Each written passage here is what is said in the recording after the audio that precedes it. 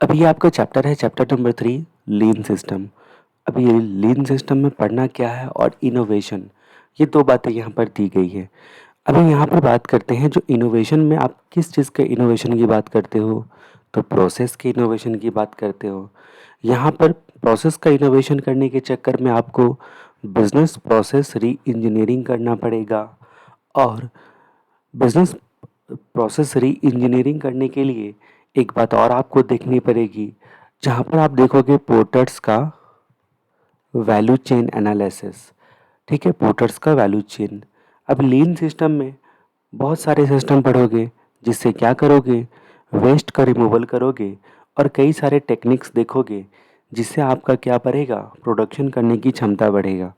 अभी इसमें टेक्निक्स क्या क्या देखोगे, एक जस्ट इन टाइम टेक्निक देखोगे, जिसमें जस्ट इन टाइम प्रोडक्शन क्या होता है, जस्ट इन टाइम प्रोसेस क्या होता है, जस्ट इन टाइम परचेज क्या होता है। अब ये जस्ट इन टाइम के चक्कर में एक कार्ड के बारे में जानोगे, जिसका नाम रहेगा कैनमैन कार्ड। इस कार्ड के बारे में जानोगे कि ये कैनमैन कार्ड क्या होता है। ये कैनमैन कार्ड देख रहे हो तब अचानक देखने को मिलेगा एक वर्किंग सेल नाम का कंसेप्ट। ठीक है, कि वर्किंग सेल क्या होता है, मशीन को कैसे वर्किंग सेल में बांटते हैं। जस्ट इन टाइम के एम देखोगे, उसके फीचर्स देखोगे, उसके प्रीरिक्विजिट देखोगे, जस्ट इन टाइम का क्या इम्पैक्ट होता है वो सब जानना पड़ेगा। और जस्ट इन टाइम में एक कंसेप्ट देखने को मिलेगा, बैक फ्लशिंग। ये सारे मुख्य तौर पे इस चैप्टर पे आपको जस्ट इन टाइम में देखने को मिलेंगे। फिर जस्ट इन टाइम प्रैक्टिस देखना पड़ेगा। तो यहाँ पर गौरतलब ये है कि मैंने आपको क्या क्या बोला। सबसे पहले बोला जस्ट इन टाइम प्रोसेस देखना पड़ेगा, जस्ट इन टाइम प्रोडक्शन देखना पड़ेगा, जस्ट इन टाइम परचेज देखना पड़ेगा और जस्ट इन टाइम प्रैक्टिस देखना पड़ेगा। तो जस्ट इन टाइम में ही इतनी सारी बातें आपको पढ़नी रहती है। उसके बाद आपको लीन सिस्टम में एक टेक्निक्स और देखने पड़ेंगे, जिसका नाम रहेगा काइजन कॉस्टिंग। ठीक है, ये काइजन कॉस्टिंग क्या होता है, उसके प्रिंसिपल क्या होते हैं, उसके प्रैक्टिस क्या होते हैं। तो क्या होता है, ठीक है, उसके प्रिंसिपल क्या होते हैं, उसके प्रैक्टिस क्या होते हैं, ये बात देखना पड़ेगा। उसके बाद और भी टेक्निक्स देखने पड़ेंगे क्या लीन सिस्टम के, जी हाँ, एक 5S नाम का टेक्निक देखना पड़ेगा, जिसमें 5 बार एस आएगा। एक बार बोलता है सॉर्ट करने के लिए, सॉर्टिंग करने के लिए, पहला एस का मतलब होता है आपका सॉर्टिंग करने का। दूसरा कि सेट करो ऑर्डर में, पहले पहले सॉर्ट करो सारी चीज़ों को, फिर आप सेट करो ऑर्डर में। उसके बाद उसको साफ़ सफाई करो, चमकाओ, साइन करो। ठीक है, और साइन करने के बाद स्टैंडर्ड बनाओ और उसके बाद सस्टेन करने के तरीके निकालो। ये सारी कुछ 5S करके देखने को मिलेगा। फिर एक टॉपिक देखने को मिलेगा, टोटल प्रोडक्टिव मेंटेनेंस। ठीक है, टोटल प्रोडक्टिव मेंटेनेंस देखने को मिलेगा कि वो क्या होता है। टोटल क्वालिटी मेंटेनेंस या टोटल क्वालिटी मैनेजमेंट तो सुना है, लेकिन ये आपका क्या है, प्रोडक्टिव मेंटेनेंस है, ये कंसेप्ट क्या होता है। ठीक है, ये आपको देखने को मिलेगा, इसके गोल क्या होते हैं, इसका फाउंडेशन एंड पिलर्स क्या होता है।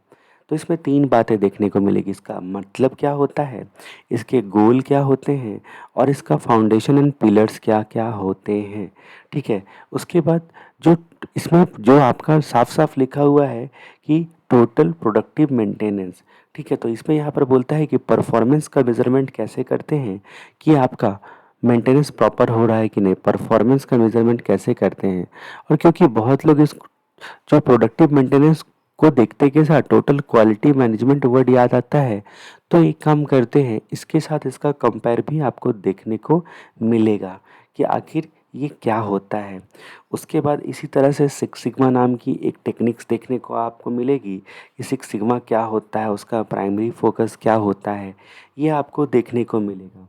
उसके बाद जब आप बात करोगे आगे, तो सेलुलर मैन्युफैक्चरिंग नाम का एक टॉपिक देखने को मिलेगा। सेलुलर मैन्युफैक्चरिंग नाम का एक टेक्निक्स देखने को मिलेगा, जिसमें बहुत सारी बातें आपको देखने को मिल सकती हैं। फिर सिक्स सिग्मा को भी काफ़ी डिटेल में पढ़ना है, जिस सिक्स सिग्मा में आपको पढ़ना है कि प्राइमरी फोकस क्या होता है सिक्स सिग्मा का, इसका न्यूमेरिक कंसेप्ट क्या होता है। उसके बाद इसका इम्प्लीमेंटेशन के लिए 2 तरीके बताए गए हैं। एक को बोला गया है DMAIC और दूसरे को बोला गया है DMADV। ये तरीका आपको क्या मिलेगा, सिक्स सिग्मा के आपको इम्प्लीमेंट करने के लिए मिलेगा। क्या सिक्स सिग्मा का कुछ लिमिटेशंस होता है, आप सिक्स सिग्मा को लीन सिस्टम कैसे बोल सकते हो और सिक्स सिग्मा के प्रैक्टिसेस क्या क्या होते हैं, ये सारी चीज़ें इस चैप्टर में कुल मिलाकर देखने को मिलेगी। ये सारे नाम अनजाने से आपको सुने सुने से लगने लगेंगे इस चैप्टर को पढ़ने के बाद। इसी में यहाँ पर बताया गया है कि इस चैप्टर को दो भाग में तुम बांटते हो। पहला लीन सिस्टम बोलते हो और दूसरा इनोवेशन एंड बीपीआर बोलते हो। इनोवेशन एंड बीपीआर में आप यहाँ पर देख सकते हो कि यहाँ पर बोला गया है कि इनोवेशन प्रोसेस क्या होता है, उसका कंसेप्ट बताया गया है, और बिजनेस प्रॉफिट री इंजीनियरिंग क्या होता है उसका कंसेप्ट बताया गया है। उसके अलावा मैंने आपको बताया porters value analysis, value chain आपको बताया जाएगा, पोर्टर्स का वैल्यू चेन, ठीक है, वैल्यू चेन करके ऐसे करके बताया जाएगा। तो ये तो तीसरा हिस्सा हो गया। बाकी इस हिस्से में क्या है, तो जस्ट इन टाइम की पूरी कहानी, काइजन कॉस्टिंग की पूरी कहानी, 5S की पूरी कहानी, total productive maintenance, cellular manufacturing की पूरी कहानी, ठीक है। उसके बाद सिक्स सिग्मा, और एक सिक्स सिग्मा में बहुत सारी बातें, ये सिक्स सिग्मा जो कंसेप्ट होता है उसको इम्प्लीमेंटेशन करने के लिए मैंने आपको बताया DMAIC और DMADV होता है। इस तरीके से सारी चीज़ों को यहाँ पर आपको जानना है। सबसे पहले गौरतलब ये है कि लीन सिस्टम किसको कहा जाता है। आपके दिमाग में एक प्रश्न आना चाहिए कि लीन सिस्टम किसको कहा जाता है। तो लीन सिस्टम का मतलब क्या होता है कि बिना प्रोडक्टिविटी को सैक्रिफाइस किए हुए, किस चीज़ को आप सैक्रिफाइस नहीं करते हो, प्रोडक्टिविटी को, प्रोडक्टिविटी आपकी कम नहीं होनी चाहिए, इसको सैक्रिफाइस नहीं करते हो, तो ये प्रोडक्टिविटी बरकरार होनी चाहिए, ठीक है। उसके बाद आप क्या करते हो, वर्क फ्लो को आप बिना प्रोडक्टिविटी को सैक्रिफाइस किए हुए ऑप्टिमाइज़ करते हो। किस चीज़ को, वर्क फ्लो को ऑप्टिमाइज़ करते हो। और वेस्ट जो होता है ना, वेस्ट उसको मिनिमाइज़ करते हो, ठीक है, वेस्ट मिनिमम आपका रखते हो, ठीक है। तो अब ये सब करने के लिए आपको सबसे पहले आइडेंटिफाई करना पड़ता है आपका वैल्यू एडेड एक्टिविटीज़ क्या क्या है और नॉन वैल्यू एडेड एक्टिविटीज़ क्या क्या है।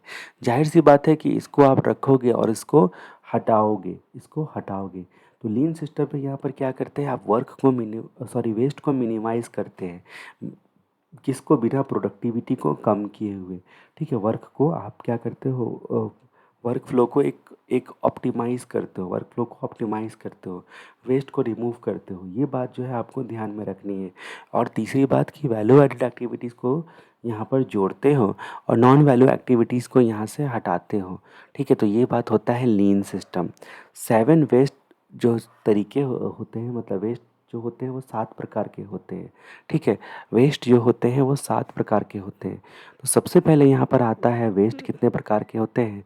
तो पहली बात आप रखोगे, एक मोटा सा आदमी है, ठीक है, उसका क्या है कि एक मोटा सा आदमी को है, यहाँ पर आपने क्या बोला, ओवर वेट, उसको आप वेट करा रहे हो, ठीक है। और वेट कौन करा सकता है, क्योंकि आप अपने आप को क्या समझते हो, प्राइम मिनिस्टर समझते हो। जब आप देर से आते हो तो आपको वो क्या बोलेगा, तुम अपने आप को प्राइम मिनिस्टर समझते हो क्या। तो जैसा कि आपको पता है कि तत्कालीन प्रधानमंत्री नरेंद्र मोदी क्या बोलते हैं, मित्रों मित्रों करके बात करते हैं आपसे, तो मित्रों, तो यानी कि ओवरवेट करवा दिया मित्रों। यानी कि मोदी जी की सभा में आप भाषण सुनने के लिए गए हो, तभी भी आपको ओवरवेट करना पड़ेगा। तो ओवर प्रोडक्शन, जो आपका पहला चीज़ जो होता है कि डिमांड से ज़्यादा आपने ओवर प्रोडक्शन कर दिया, तो क्या वो वेस्ट हुआ। घर में जितने मेहमान आने वाले हैं उससे ज़्यादा खाना बना लिया, तो क्या वो वेस्ट हुआ। उसके बाद यहाँ पर ओवरवेट के बाद दूसरी जो बात आती है, बोलती है यहाँ पर आप क्या करते हो कि वेट, यानी कि आपका नेक्स्ट प्रोडक्शन से पहले टाइम में बहुत ज़्यादा वेट करवा दिया, ठीक है। बिफोर नेक्स्ट प्रोडक्शन, मतलब पहला लॉट आपने बनाया और दूसरे लॉट के बीच में टाइम गैप बहुत ज़्यादा है, टाइम वेस्ट कर रहे हो, इस तरीके की कुछ बातें आती है। एम का मतलब क्या होता है कि आपका मशीन मोशन ये ज़्यादा है लेकिन आउटपुट कम है। मतलब मशीन 10 बार चलाते हो, आउटपुट 10 के बराबर नहीं निकलता है। मशीन मोटर मोशन ज़्यादा है, या फिर ह्यूमन रिसोर्सेज का भी, मैन का भी मोशन ज़्यादा है, मैन एंड मशीन का मोशन ज़्यादा है, बट उतना आउटपुट नहीं है। उसके बाद इन्वेंट्री जो है ना वो ज़्यादा लाते हो ज़रूरत से ज़्यादा, तो इन्वेंट्री का मिसमैनेजमेंट आपका होता है। गौरतलब ये है कि कभी भी प्रोडक्शन के पॉइंट ऑफ व्यू से आप देखोगे तो यही सब बातें आएंगी। ट्रांसपोर्ट में कुछ वेस्टेज होता है, ट्रांसपोर्ट में प्रॉब्लम होता है, आपको रीवर्क करना पड़ जाता है, ठीक है। अब यहाँ पर बात करते हैं ओवर प्रोसेस करना पड़ता है। ओवर प्रोसेस मतलब नॉन वैल्यू एडेड एक्टिविटीज़ इन सब में ज़्यादा करना पड़ रहा है।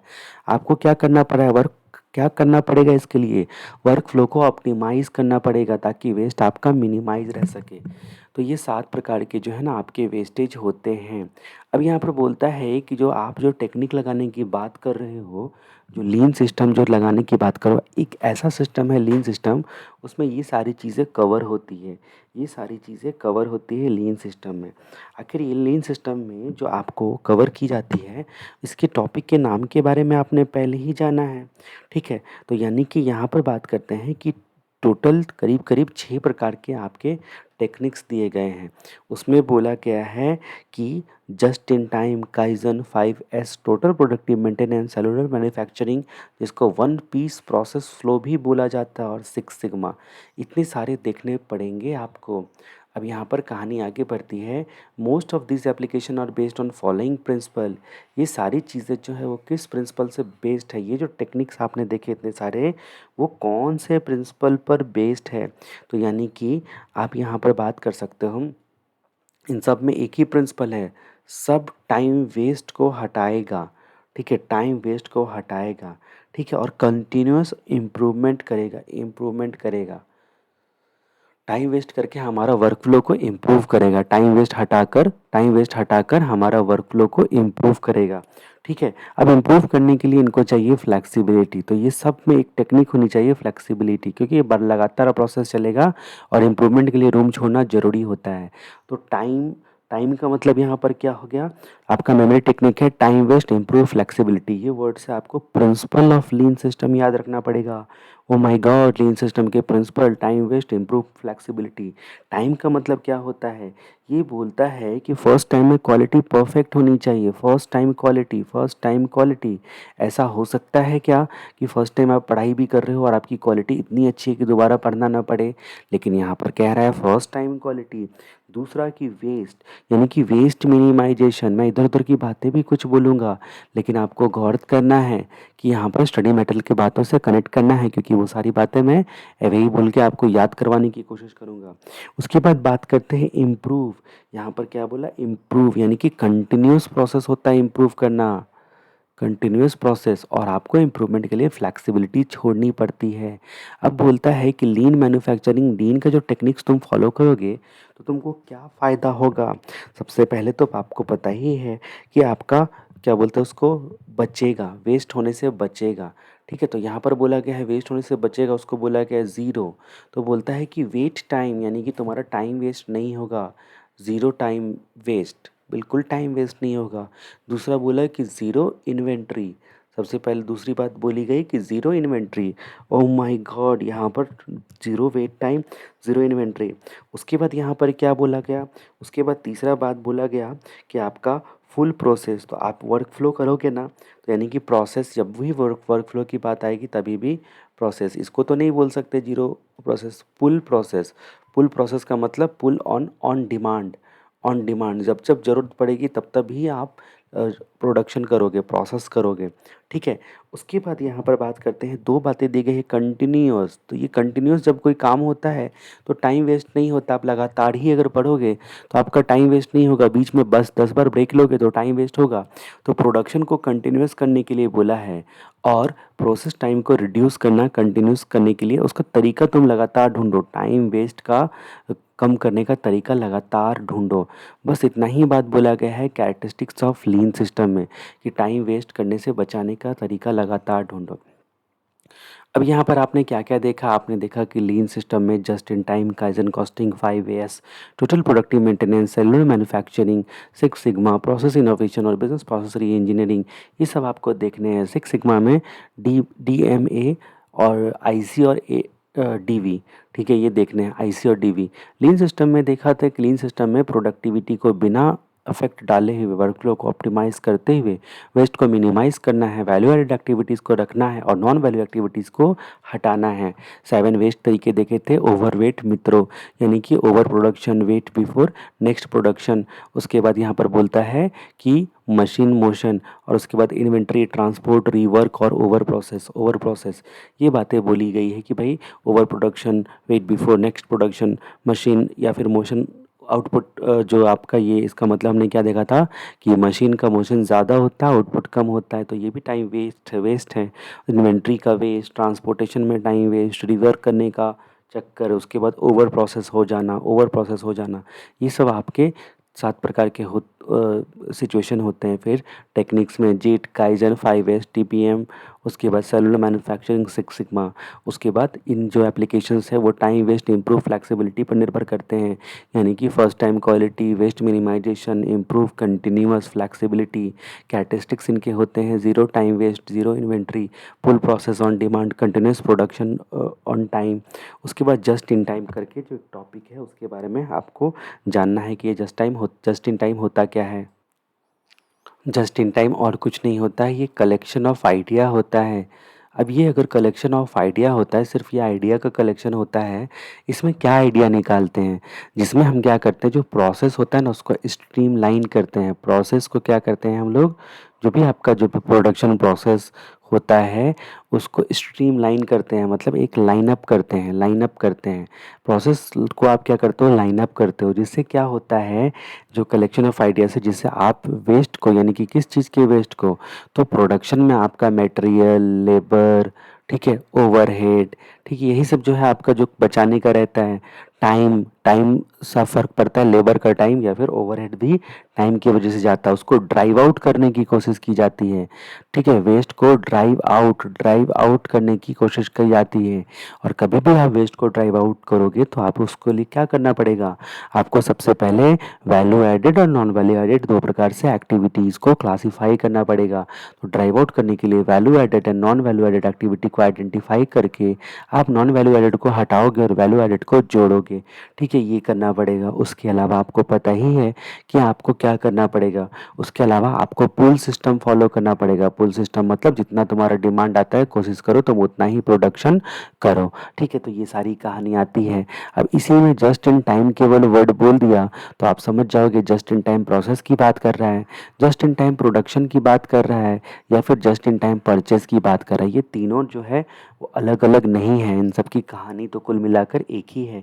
जब जस्ट इन टाइम प्रोसेस की बात करोगे तो जो इस जाहिर सी बात है कि जो भी आप प्रोड्यूस करते हो, यहाँ पे जो तीनों बात लिख दोगे, प्रोक्योर करते हो वो भी, प्रोडक्ट्स करते हो वो भी, प्रोसेस करते हो वो भी, उसमें आप वेस्ट मिनिमाइजेशन की कोशिश करोगे।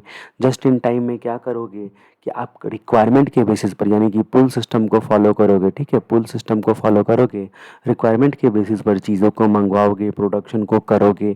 ठीक है, यानी कि आपका ये सबसे क्या होगा, WIP आपका नहीं होगा, आपका WIP में नहीं रहेगा। दूसरा कि जो आपका अगर मशीन का जो सेल बना हुआ है तो एक मशीन से दूसरा मशीन के बीच में वेट नहीं करना पड़ेगा। एक जैसे ही आउटपुट डालेगा ये इसका इनपुट हो जाएगा, फिर इसका इसका जो आउटपुट है ना, ये वाले मशीन का आउटपुट इसका इनपुट हो जाएगा, फटाफट होगा प्रोडक्शन वगैरह सब। ठीक है, ये जो फैक्ट्री होगी ना उसी जगह पे आप चीज़ों को मंगवाओगे सप्लायर से। सप्लायर के इधर जो डायरेक्ट फैक्ट्री पे मंगवाओगे डायरेक्ट मशीन में जाएगा तो इंस्पेक्शन करने का टाइम आपको नहीं चाहिए, इंस्पेक्शन नहीं करना है आपको, क्योंकि जो इंस्पेक्शन जो सप्लायर है ना उसी के पास अपना इंजीनियर भेज कर आप इंस्पेक्शन पहले से करवा के रखोगे।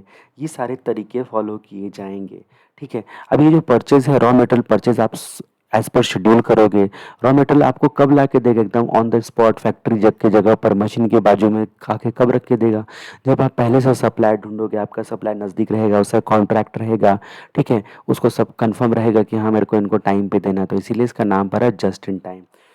उसके बाद यहाँ पर बोला गया है कि की फैक्टर, यानी कि pre requisite just in time का, जो ये जो आपका की फैक्टर या प्री रिक्विजिट्स होते हैं वो जस्ट इन टाइम के प्री रिक्विजिट्स हैं। ये आपके प्री रिक्विजिट्स हैं जस्ट इन टाइम के, या फिर फैक्टर्स हैं जिस पर आपका क्या पड़ता है, जस्ट इन टाइम निर्भर करता है। सबसे बात बोली गई है कि जो आपका स्पेयर पार्ट्स यानी कि रॉ मटेरियल या पार्ट्स होता है ना, उसके लिए सूटेबल सप्लायर ढूंढो। सप्लायर पहली बात ऐसा ढूंढो जो कि एग्जैक्ट टाइम पर तुमको दे, टाइम और प्लेस प्लेस पर दे। क्या चीज़? तुम्हारा रॉ मटेरियल या पार्ट्स।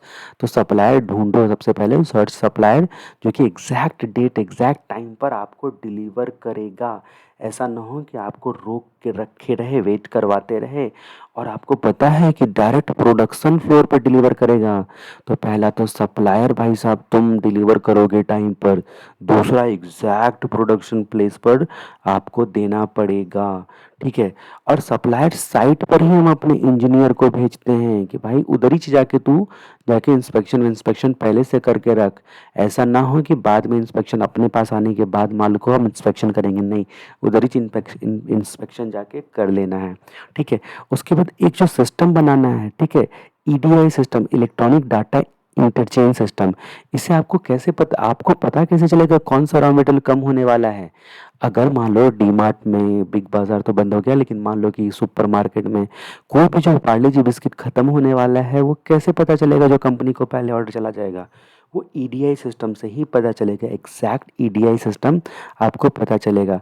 अब ये जो है ना, तुम ना प्रोडक्शन फ्लोर पे तो भेजोगे, स्पेसिफिक मशीन के पास भी भेजोगे। ये देखो, ये प्रोडक्शन फ्लोर पे बोलने के बाद फिर बोल दिया कि एकदम स्पेसिफिक मशीन के पास भेजोगे प्रोडक्शन फ्लोर पे भी। ठीक है। ये बात यहाँ पर बोल दिया। उसके बाद जो सेटअप टाइम है, कभी कभी कंपनी जो है ना इतना सेटअप टाइम लगा देती है कि मशीन सेटअप होगा तब ना मैं काम चालू करूंगा, ऐसा लेबर बोलता है। तो सेटअप टाइम पर भी ध्यान देना। तुम्हारा टाइम इधर से भी आपको ये जो है ना सेटअप टाइम करने के बहुत सारे तरीके होते हैं। बाजू में फोटो लगाओ, कलरफुल फोटो की मशीन सेटअप कैसे करते हैं, कि स्टेप लिखो।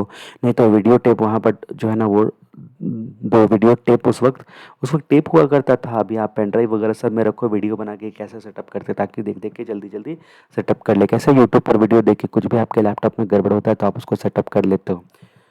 उसके बाद यहाँ पर बोलता है कि आपका बोलता है कि जो आपका लॉन्ग रन में जो है ना प्रोडक्शन रन के जो लॉन्ग रन सिचुएशन को आपको एलिमिनेट करना है कि बहुत लंबा टाइम किधर भी नहीं खींचा है।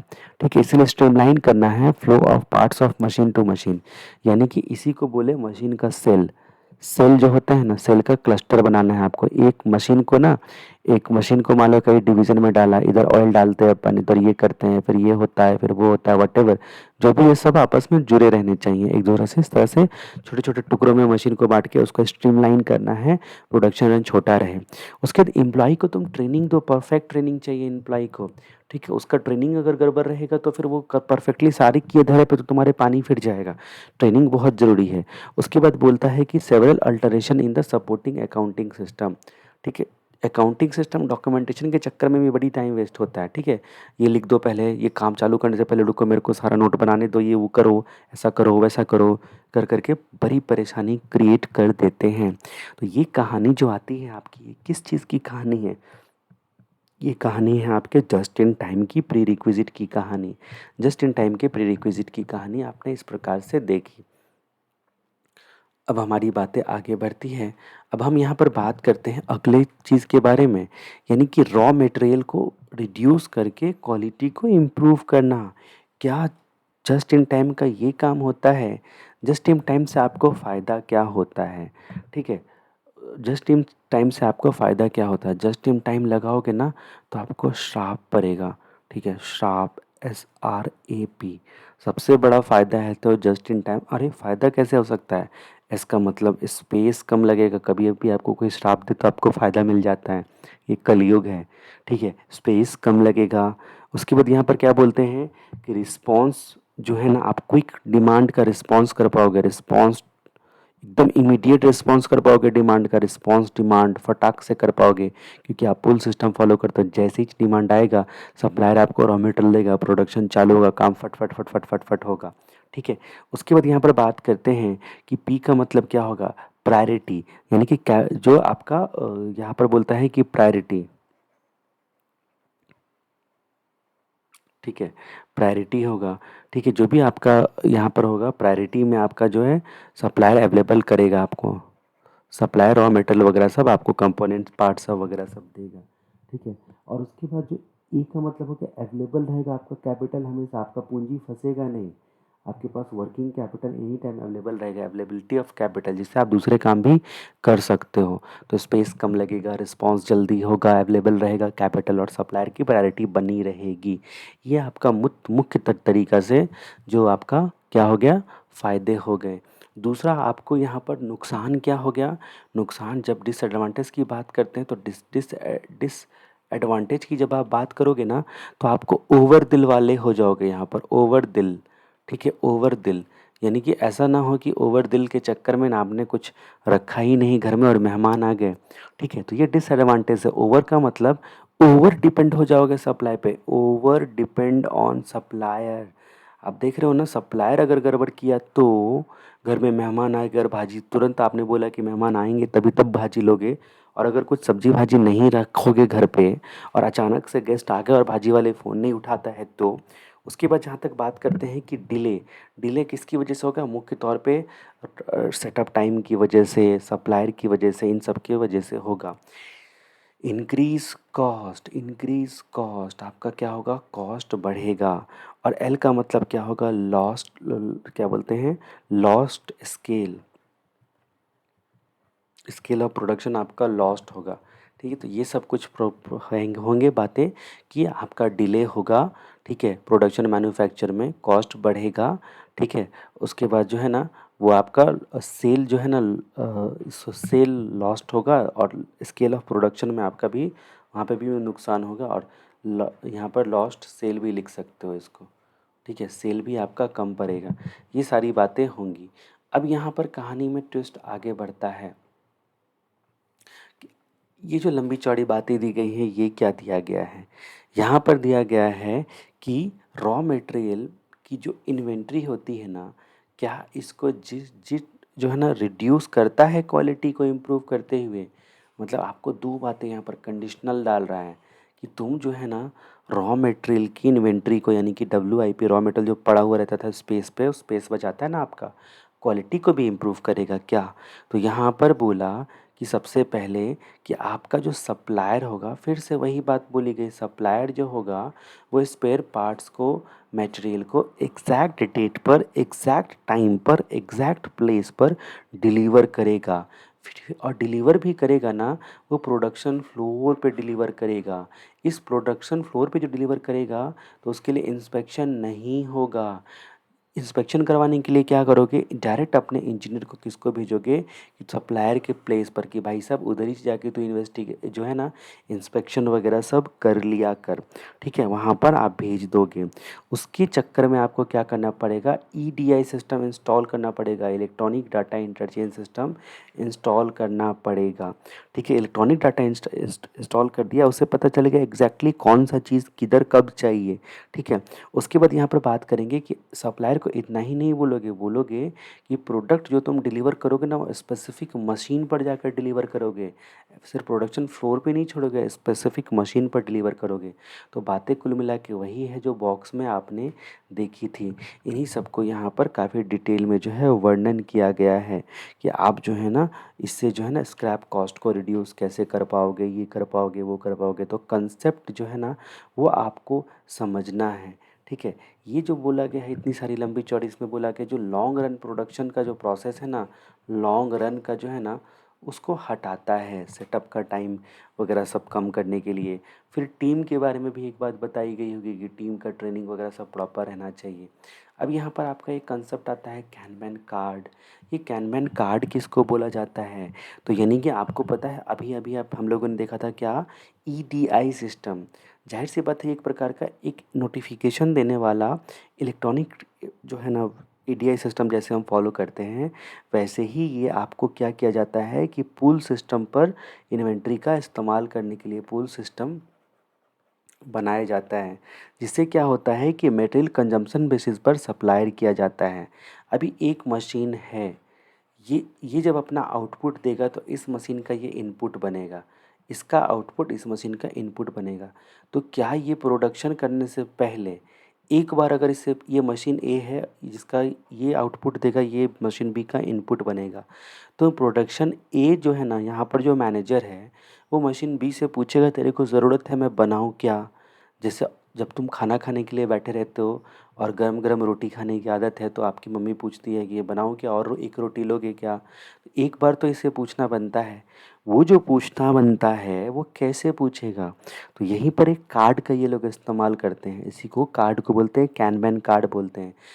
इसको वर्चुअल कार्ड भी बोलते हैं। वर्चुअल कार्ड भी कहा जाता है या कैनवैन कार्ड भी कहा जाता है। अगर वर्चुअल टाइप से यूज़ करो तो उसको वर्चुअल कार्ड कहा जाएगा। इससे क्या होगा ना कि ये साइकिल टाइम को रिड्यूस करेगा और प्रिडिक्शन को बढ़ाएगा। आपकी आखिरी रोटी है तो कैसे मम्मी दूसरी रोटी पहले से डाल देती है, इसका मतलब प्रिडिक्शन को बढ़ाता है।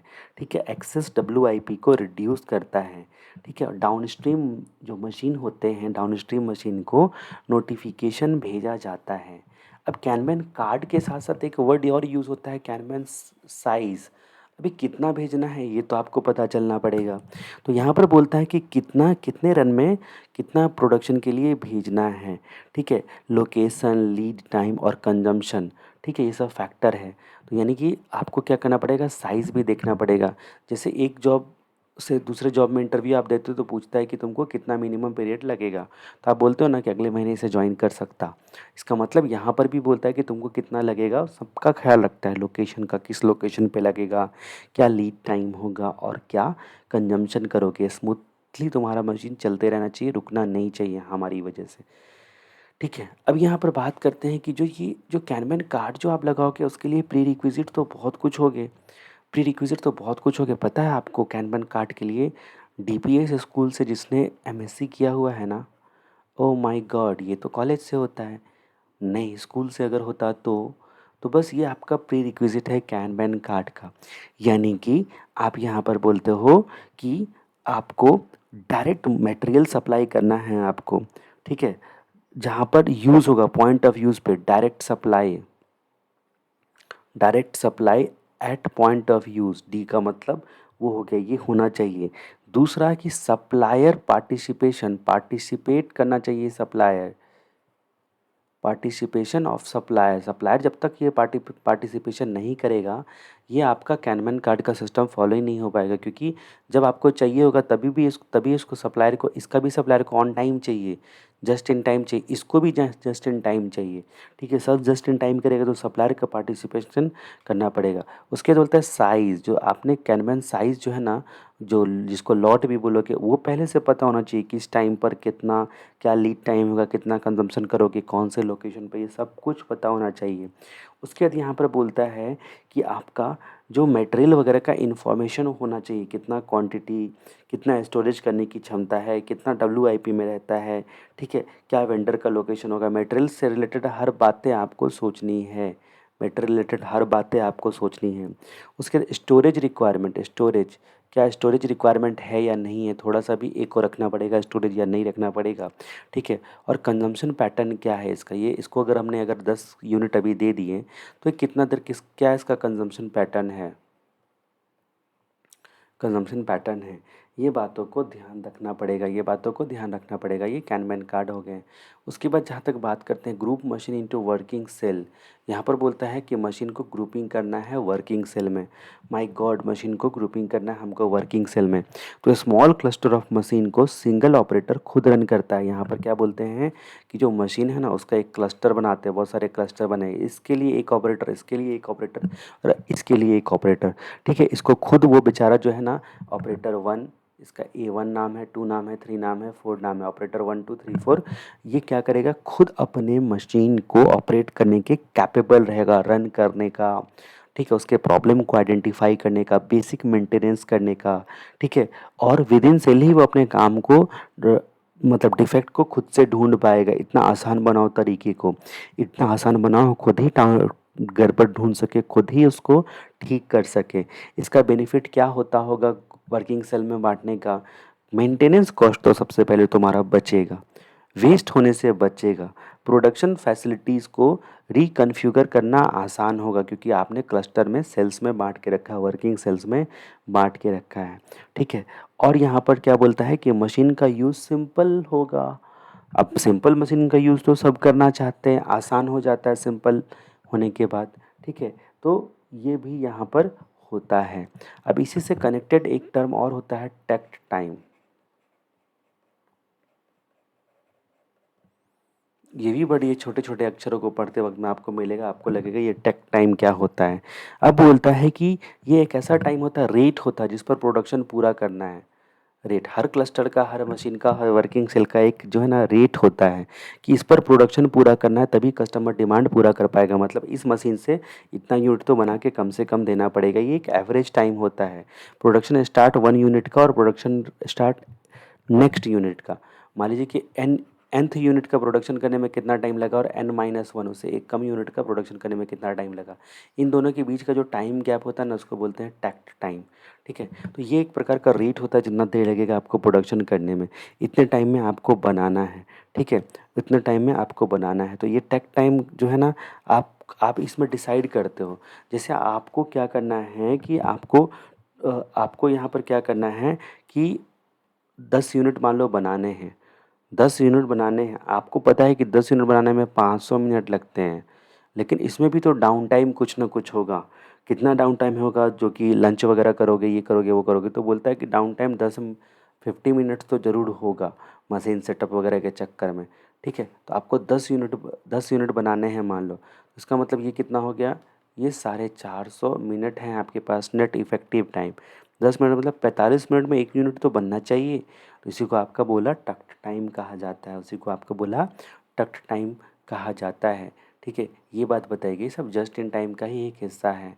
अब यहाँ पर बात करते हैं, जो हमने वहाँ पर जो बॉक्स देखा था उसमें वर्क फोर्स का ट्रेनिंग वेरेनिंग ये सब होना चाहिए, मल्टीपल मशीन को काम कर सके, मेंटेनेंस स्टाफ की ज़रूरत ना पड़े, बेसिक मेंटेनेंस खुद भी आना चाहिए, एम्प्लॉई का जो है ना उसका प्रॉब्लम जो है ना उसको ज़्यादा ना हो, इसीलिए उसका रिस्पॉन्सिबिलिटी डेलीगेट होनी चाहिए।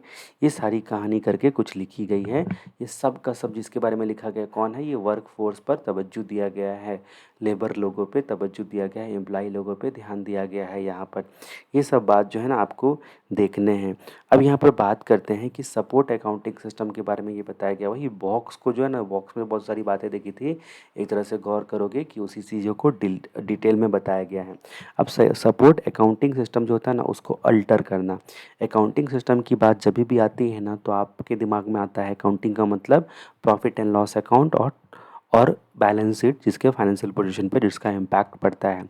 अब यहाँ पर बोलते हैं कि अकाउंटिंग सिस्टम में जब तक प्रोडक्शन वाले का सपोर्ट नहीं रहेगा तब तक क्या सही से सारी चीज़ों का हिसाब किताब मेंटेन होगा, क्योंकि यहाँ पर लगातार सप्लाई हो रहा है, बहुत सारे पेपर वर्क हो जाएंगे। ठीक है, और सारे सप्लायर को एक बार में पेमेंट चाहिए, मंथली पेमेंट, क्वार्टरली पेमेंट, उनका कुछ तो टाइम पीरियड रहेगा। यानी कि आप जितना टोटल मटेरियल वो डिलीवर करेंगे, ठीक है, उसके हिसाब से आपको डिटरमाइन करना पड़ेगा। अकाउंटेंट से पूछा जाएगा भाई साहब इस सप्लायर को कितना पैसा दूँ, तो आपको ये बड़ी चक्कर लग जाएगी, खासकर जस्ट इन टाइम सिस्टम में। इसलिए आपको अकाउंटिंग सिस्टम सपोर्ट चाहिए आपको। तो ये सपोर्ट अकाउंटिंग सिस्टम यानी कि बहुत सारे नंबर ऑफ डेली सप्लाई होने की वजह से आपका पेपर वर्क ज़्यादा हो जाता है। सिंगल टाइम में आपको जो है ना पैसे चाहिए सप्लायर लोगों को, ठीक है, देने के लिए। अब टोटल मेटल की कितनी उसने डिलीवरी की है, क्या उसको रिकॉर्ड आपको रखना पड़ेगा। ठीक है, अब उसका रिकॉर्ड रखने के लिए आप क्या करोगे, आप अगर उल्टा सिस्टम लगाते हो, सबसे पहले फिनिश्ड गुड्स कितना बना, ठीक है, वो देखते हो। फिर उसमें जो है ना फिनिश्ड गुड्स जो है ना वो कितना ओपनिंग था, उसमें से जो है ना कितना प्रोड्यूस किया, टोटल कितना हो गया। ठीक है, उसमें स्क्रैप का एडजस्टमेंट क्या होगा। ठीक है, हार्डी फिनिश गुड्स के आउटपुट बनाने के लिए कितना यूनिट जो है वो आपको करना ये पड़ता है, पर यूनिट आपको लगता है। ठीक है, यानी कि आप क्या बोलते हो कि क्वांटिफाई करते हो, क्वांटिटी निकालते हो, क्वांटिटी। जाहिर सी बात है, रॉ मटेरियल वाले को पैसा देना है तो रॉ मटेरियल की क्वांटिटी आप निकालने के लिए अलग अलग तरीके समझाते हो, सोचते हो, समझते हो। उसी को बोलते हैं सपोर्ट अकाउंटिंग सिस्टम। अब हमारी कहानी आगे बढ़ती है कि जो ये जिट है, जिट सिस्टम का एम क्या होता है। जिट सिस्टम का एम क्या होता है, तीन ही मात्र एम होता है, टाइम, क्वालिटी और कॉस्ट। टाइम, क्वालिटी और एंड कॉस्ट। तो यानी कि आपको टाइम वेस्ट करने से बचाना और ऑन डिमांड अवेलेबल करवाना, टाइम वेस्ट ना हो और कस्टमर को टाइम पर डिलीवर होना चाहिए। ठीक है, क्वालिटी प्रोडक्ट रिड्यूस नहीं होना चाहिए और यानी कि कॉस्ट लोएस्ट लोएस्ट होना चाहिए, लोएस्ट होना चाहिए। ठीक है, quality quality on time deliver होना चाहिए सस्ते दाम पर। इतने सारे बोझ दे के रखे हो, इतना दर्द दिए हो जिट सिस्टम को तुमने कि तुम टाइम भी बचाओ, क्वालिटी भी अच्छा रखो, कॉस्ट भी कम करो। बेचारा सब जिम्मेदारी तो इसके ऊपर आके डाल दिए हो। तो टाइम, क्वालिटी, कॉस्ट। अभी यहाँ पर बात करते हैं कि 5 main features of JIT production system. अभी तक इतनी सारी जब बातें हमने कर ही ली, तो हमको पता ही है कि जो मेन है, सबसे पहले तो आपने देखा था जो आपके जो फीचर्स होंगे, सबसे पहले तो स्पेस बचाया था, श्राप। ठीक है, स्पेस तो आपका बचा ही लिया था भाई साहब उसने। उसके बाद आपका जो ना टाइम भी बचा ही लिया था। यही सारी बातें होंगी कि आइडल टाइम वगैरह वगैरह वगैरह वगैरह जो दिया गया है, वो कुल मिला के आपके बारे में यहाँ पर क्या बोला गया है, यही चीज़। सबसे पहले space, space metal handling cost are reduce. Space raw metal का ऑब्वियस सी बात है कि कॉस्ट भी रिड्यूस करेगा, कुल मिला के देखा जाए तो। उसके बाद आर का मतलब वहाँ पर देखा था कि क्विकली डिमांड को रिस्पॉन्स करता है, क्रिएट अर्जेंसी ऑफ एलिमिनेशन और डिफेक्ट, डिफेक्ट को हटाता है, कस्टमर डिमांड को response fast to customer demand को फास्ट रिस्पॉन्स करता है। ठीक है, कैपिटल जो है आपके लिए अवेलेबल रहता है। ठीक है, आपके पास टाइम अवेलेबल रहता है। ठीक है, उसके बाद जो है ना सप्लायर के साथ आपका रिलेशन जो है ना वो अच्छा बना हुआ रहता है, तभी जाके ये सब संभव हो पाएगी। तो यानी कि आइडियल टाइम, स्पेस बचाता, टाइम बचाता, उसके बाद जो है ना डिफेक्ट एलिमिनेट करता। ठीक है, यानी कि क्वालिटी मेंटेन करता, डिफेक्ट एलिमिनेट करता। तो स्पेस, टाइम, क्वालिटी, ये कुल मिला के यही सारे पॉइंट्स दिए गए हैं। और हाई क्वालिटी मटेरियल जो है ना सप्लायर कैपेबल होता है। ठीक है, तो प्रोवाइड करने में सप्लायर जो है कैपेबल होता है हाई क्वालिटी रॉ मटेरियल वगैरह आपको मिल जाता है। ये मेन फीचर्स होते हैं। तो कुल मिला के कंसेप्ट समझा सब। देखो स्पेस, टाइम, उसके बाद अभी आपको थोड़ा सा स्टडी मटेरियल के हिसाब से बार बार रिवीजन कर करके कोशिश करनी पड़ेगी यहाँ तक पहुँचने की। ठीक है, कि स्टडी मटेरियल के हिसाब से बातों को घुमाना आना चाहिए आपको। ठीक है, अभी यहाँ पर बात करते हैं प्री रिक्विजिट ऑफ जिट सिस्टम। अब ले अब बोलता है प्री रिक्विजिट ऑफ जिट सिस्टम के प्री रिक्विजिट क्या क्या होते हैं। तो यहाँ पर बोलता है कि आपका जो है ना, जो आपके पास अगर एक टीवी है लाइफ्स गुड जिसको बोलते हो आप, लाइफ गुड्स यानी कि एलजी टीवी। कौन सा TV? LG TV. LG TV का जो डिमांड होता है वो गुड है, डिमांड गुड है। एक्चुअली इसको बेसिकली आपको समझना पड़ेगा कि क्या बोलते हैं उसको, इसमें मेमोरी टेक्निक की ज़रूरत नहीं है, लेकिन फिर भी मैं बता रहा हूँ। एल का मतलब यहाँ पर prerequisite of just in time, मतलब जस्ट इन टाइम कब संभव है? जब आपके पास बहुत सारे के वैराइटीज़ के नहीं हैं गुड्स, लो वैराइटीज़ के गुड्स हैं, लो वैराइटी। 75,000 तरीके का आपका गुड्स होगा तो आप तो फिर चक्कर में पड़ जाओगे। गुड कम्युनिकेशन, सप्लायर के साथ आपका गुड कम्युनिकेशन होना चाहिए। इवन इंटरनल डिपार्टमेंट में सारे मैनेजमेंट के बीच में गुड कम्युनिकेशन होना चाहिए। अब जस्ट इन टाइम का में एक वर्ड आता है total quality management. Just in time में इसको नहीं लगाया तो समस्या ही समस्या। दूसरी कि वेंडर आपका रिलायबल होना चाहिए। वेंडर मतलब सप्लायर आपका रिलायबल होना चाहिए। वो रिलायबल नहीं रहा तो भी मामला गया। डिमांड स्टेबल होना चाहिए। डिमांड, एक बार डिमांड दिया तो ऐसा ना हो कि बाद में वो ऑर्डर कैंसिल कर सके। ठीक है, तो उसके बाद यहाँ पर बात करते हैं कि आपका गुड कम्युनिकेशन ऑलरेडी हो चुका है। ठीक है, तो उसके बाद यहाँ पर बात करते हैं कि डिफेक्ट फ्री मटेरियल, मटेरियल में डिफेक्ट नहीं होना चाहिए। अब प्रिवेंटिव मेंटेनेंस लगाना है। अपने इंजीनियर को हम लोग वहाँ पर भेजते हैं, ठीक है, सप्लायर के प्लेस पे। तो कुल मिला के यही देखो कि समझने में इशू नहीं है यहाँ पे अब, क्योंकि इतनी बातें मैंने आपको बताई तो आपको एक कंसेप्ट बैठ गया होगा। बट याद रखने में थोड़ा सा कंसेप्ट पर ध्यान देना है। समझे। Low variety of goods, vendor reliable, good communication, demand stable, TQM, defect free material, preventive maintenance, ये सारे प्री रिक्विजिट होते हैं जस्ट इन टाइम के। Low variety of goods, vendor reliability, good communication, demand stable, TQM, defect free material और preventive maintenance, ये सब होते हैं prerequisite just in time के। ये सब किसके प्री रिक्विजिट होते हैं? जस्ट इन टाइम के प्री रिक्विजिट होते हैं। Low variety of goods, vendor reliability, good communication, demand stability, total quality maintenance, defect free material और प्रिवेंटिव मेंटेनेंस, ये सारी बातें आपने देखी। अब हम कहानी को आगे बढ़ाते हैं। Impact of just in time system. आपको पता है कि आपका जो 3 प्रकार का कॉस्ट होता है, प्रोडक्ट का प्राइस, ओवरहेड कॉस्ट और वेस्ट होने का कॉस्ट। अभी ये impact of just in time system, my God, क्या होगा जस्ट इन टाइम पे इम्पैक्ट? स्टडी मेटल के हिसाब से ही चलना है, वही त्वमेव माता च पिता त्वमेव है, प्रोडक्ट प्राइस, ओवरहेड और वेस्ट। ठीक है, तो इसको आप क्या बोलोगे? वोप। ठीक है, अभी यहाँ पर जस्ट इन टाइम में वोप होता है, यानी कि waste cost, overhead cost, product price. ठीक है, वोप। अब यहाँ पे जो है ना, आपके सारे होप ख़त्म हो जाते हैं जब आपको वोप याद नहीं रहता है। तो इसकी वजह से आपको यह याद रखना पड़ेगा कि जस्ट इन टाइम का इम्पैक्ट होता है वोप। ठीक है, वेस्ट, ओवरहेड कॉस्ट और आपका क्या बोलते हैं, प्रोडक्ट कॉस्ट। अभी वेस्ट का मतलब सब वेस्ट हटाता है, धीरे धीरे से वेस्ट हटाता है। उसके बाद प्रोडक्ट का प्राइस, क्वालिटी डिलीवर करना है कस्टमर को प्रीमियम प्राइस पर। उसके बाद ओवरहेड कॉस्ट, इन्वेंट्री है जो है, जो हैंडल करना है। ठीक है, वो ओवरहेड कॉस्ट, ज़ाहिर सी बात है इंस्पेक्शन वगैरह करने के लिए आप उधर ही भेज रहे हो। ठीक है, इंजीनियर के साइड पे। तो ये तीनों बातों को एक्सप्लेन किया गया है आपका वो आपको, वेस्ट कॉस्ट, ओवरहेड कॉस्ट और product price. Waste cost, overhead cost और प्रोडक्ट प्राइस को एक्सप्लेन किया गया है।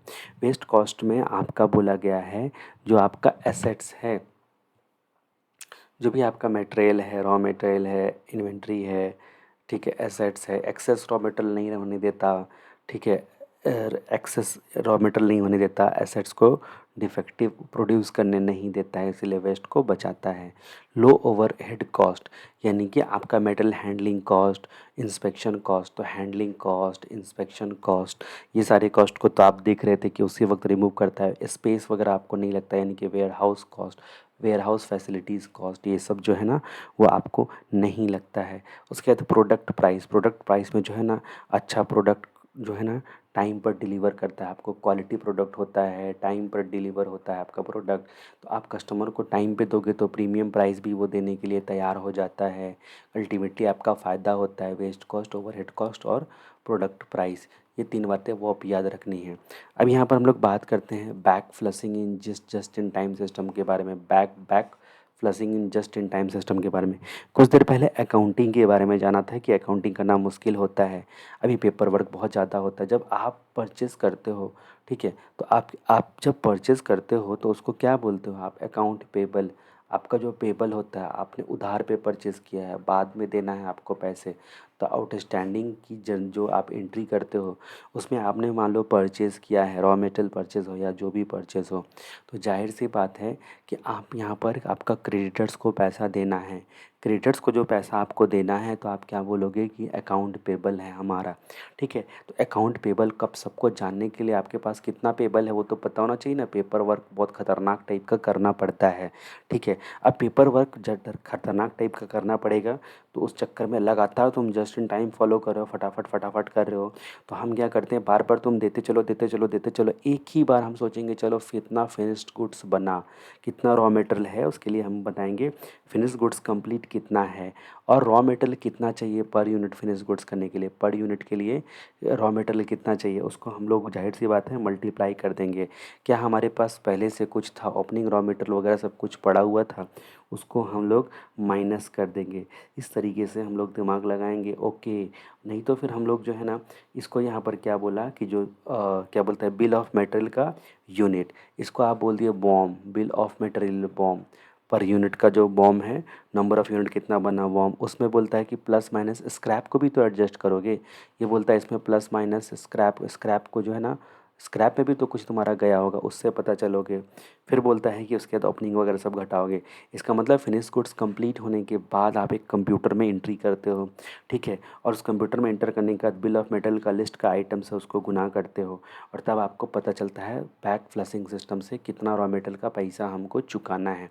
ये बातें आपको पता चलती है। इसको जेड सिस्टम का बैक फ्लशिंग बोलते हैं, कि उल्टे तरीके से तुमने ऐसे ऐसे ऐसे करके निकाल लिया, ठीक है, ये बोलते हैं। अब यहाँ पर बात करते हैं कि जो बैक फ्लशिंग है ना, उसमें बहुत सारे प्रॉब्लम्स हैं, ठीक है। बैक फ्लशिंग जितना आसानी से यहाँ पर बोल दिया गया, उतना यहाँ पर बोलता है ना कि सम सीरियस प्रॉब्लम, कुछ तो सीरियस प्रॉब्लम हो सकता है बैक फ्लशिंग सिस्टम से, तुम देखते हो तो। फिर तुम्हारा जो एक पेबल वाला पैसा वाला है ना, वो उसको तुम कुछ भी गड़बड़ दिया ना तो तुमसे बहुत मारधर करने वाला है वो, इसलिए कुछ भी प्रॉब्लम होगा। सबसे पहला प्रॉब्लम होगा production reporting, scrap reporting, lot tracing और इन्वेंट्री एक्यूरेसी, ठीक है। तो यानी कि आपको यहाँ पर ध्यान दे देना है कि प्रोडक्शन, स्क्रैप, लॉट और ये जो है ना वो आपका क्या करेगा, तो आप इसको बोल सकते हो लिप्स,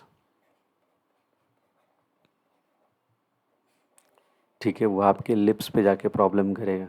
तो लिप्स, तो बैक फ्लशिंग में क्या करेगा, लिप्स पे मारेगा आपको बहुत ज़ोर से, बैक से वो भी, तो लिप्स पे आपको मारेगा, तो लॉट ट्रेसिंग का प्रॉब्लम होता है।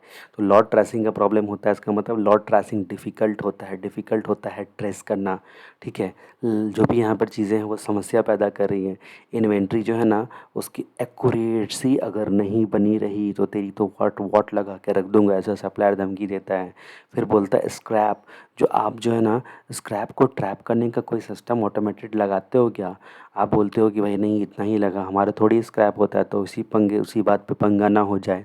फिर बोलता है प्रोडक्शन रिपोर्टिंग, तो प्रोडक्शन फिगर पूरा करेक्ट इंटर होना चाहिए। जैसे ही अगर बिल ऑफ मेटल से मल्टीप्लाई करने के लिए कहीं पता चला रॉ मेटल में आपने कुछ भी बेईमानी गड़बड़ करने की कोशिश की, तो ऐसी की तैसी हो जाएगी समस्या, ठीक है। तो ये सब बात आपको याद रखना है, production, scrap, lot tracing and inventory accuracy, ये सब चीज़ों में प्रॉब्लम आएगी। Production reporting, scrap reporting, lot tracing और इन्वेंट्री एक्यूरेसी, ये सब बड़े ध्यान से देखना है कि इन सब चीज़ों में क्या प्रॉब्लम आ सकती है।